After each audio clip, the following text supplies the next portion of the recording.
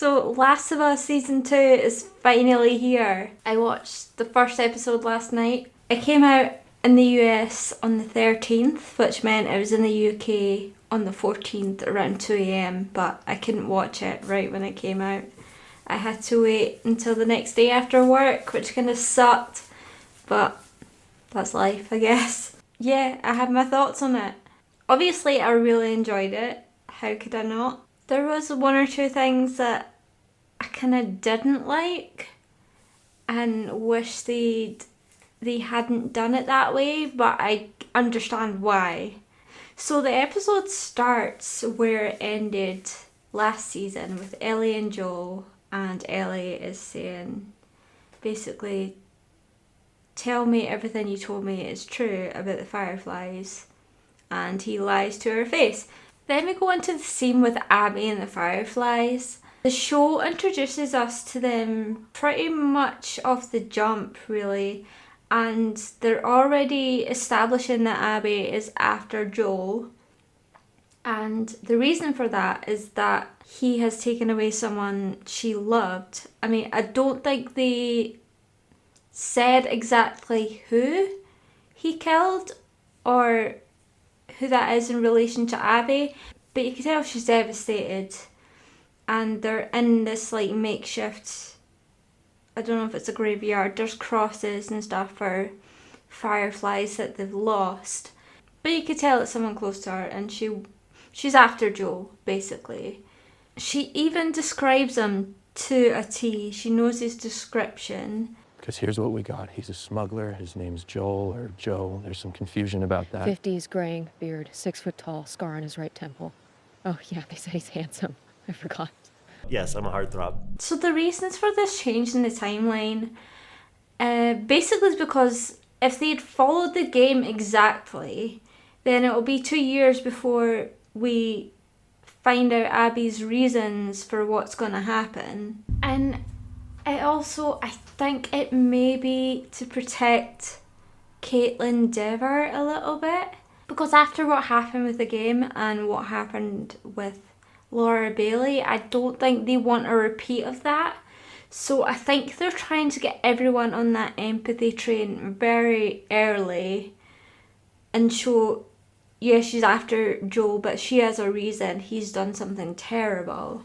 So while I can understand and appreciate that, I don't know, I didn't like it. And it just threw me off completely. And I like that rug pull that you get in the game, and it means that we'll be missing that. And to me, I'm sure a lot of people would disagree with me, but to me that's what makes that game so great. I think for anyone who hasn't played the game, they will still get a shock. Your empathy is not getting as tested as with the game, and I thought that was the whole point of The Last of Us 2, or one of the main points of it. Now we know already that Joel has a target on his back, so it's not going to be as big of a shock when it happens. I'll just say it when Abby kills him, like, this is not a spoiler-free video. It's not going to be as big a shock when Abby kills him as it was in the game, really. But this is only the first episode. We have a whole season. We have another 6 episodes and a season 3 ahead. So my mind maybe will change by the end of it, and maybe it will fit with how they do the rest of the season and how they change out those timelines and swap events around. So yeah, I'm going to keep an open mind because that's what I like to do. I like to have my mind changed. One thing I loved about it is we got to see Joel and Dana together. Like, I don't think they even interacted that much in the game. So to see them together and see them have that bond, so to have Joel be the one to teach her like how to fix stuff, I really loved that, and I love their bond already. It's so good. I love that they've added that in and developed that a bit more. And it shows that Joel was important to everyone, not just Ellie, so it will be more of a loss when he does die. So yeah, I love that. That was great. we see more of Joel's role in Jackson, how he's kind of responsible for like building and fixing homes for people to live when they arrive in Jackson, and how he's kind of at war with Marie about that, about letting people in. Therapy. Best idea Joel has had. I just wish he was more kind of open to it and less ashamed of it. Also, Catherine O'Hara is the best therapist ever. She cuts straight through the bullshit, and I'm here for it. I love it. Because you're lying to me, and it's exhausting. Yes, you are, Joel. Yes, you are. I've done this long enough to know when somebody is leaving something out, and you are definitely leaving something out. The Eugene twist really got me. I did not see that coming at all, and I'm really intrigued by that. I really need to know what happened, and I'm sure we will get to see that because Eugene has been cast. There will be flashbacks at some point where we could see what happened. When Catherine says, "I know you had no choice," that kind of leads me to believe that maybe Eugene had become infected, but we just need to wait and see. Also, when she's saying to him all that stuff about how she hates him for what he did and stuff. Major foreshadowing. I loved it. I was like, Abby, is that you? You killed Eugene. And I resent you for it. No, maybe a little more than that. I hate you for it. I hate you for it. And it just shows the two ways you could handle things. You could handle things by talking to someone, like what Catherine's character did, saying, "You did this and I hate you for it, but I'm trying to get over it." Or you could go Abby's route and just straight up violence. I mean, there's two ways, I guess. Dina, perfect. No notes. I love Dina. They've casted her perfectly. Best casting I've ever seen. Oh, she's amazing as Dina. And remains one of my favourite characters from the whole thing. Employee of the month. All I want to say is thank you to the showrunners for including our good boy. I said to Dougie literally a few seconds before that appeared on screen, I wonder if they're going to show the employee of the month. And they did, and I was so happy. Also, they're making a huge deal about the stalkers. They seem to be a newer evolution, would that be the word, of infected that our characters haven't experienced yet. And I love the big deal that they're making out of the stalkers, because those things are terrifying. To me, they're the worst part of the game. They scare me so much more than any bloater or runner or even clicker. Yeah, they're horrible. And they need dealt with. They really do.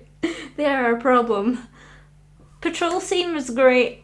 One of my favourite parts of the game, and one of my favourite parts of that episode actually, was seeing Ellie and Dina together, seeing them be goofy together, kind of being rebels and not doing what they're told.